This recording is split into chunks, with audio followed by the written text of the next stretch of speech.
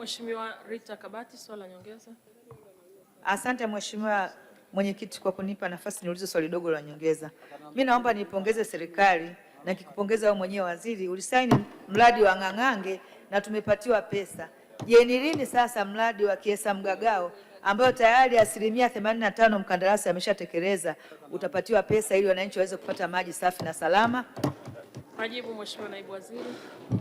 Mheshimiwa Mwenyekiti, napenda kujibu swali la Mheshimiwa Daktari Rita Kabati kama ifuatavyo. Kwanza kabisa ninamshukuru sana Mheshimiwa Daktari Rita Kabati kwa kutambua na kwa kuleta mrejesho. Mheshimiwa Mwenyekiti alikuwa anaongelea Ng'ang'ange kila siku akisimama hapa bungeni, na Mheshimiwa Rais amepeleka fedha ndani ya mradi ule, na tayari Mheshimiwa Kabati amepata matumaini ya kwamba serikali hii inasema na kutenda, na wananchi wasubiri matokeo ya kuona maji. Kwa hiyo nimtoe hofu, na katika huu mradi ambao umefikia 80% kitu, nimtoe hofu kwa staili hiyo hiyo ya Daktari Samia Suluhu Hassan ya kusema na kutenda, na kuhakikishia hilo nalo tutalifanyia kazi ili kuhakikisha kwamba wananchi wa Kilolo waendelee kufurahia huduma ya maji safi na salama. Asante sana Mheshimiwa Mwenyekiti.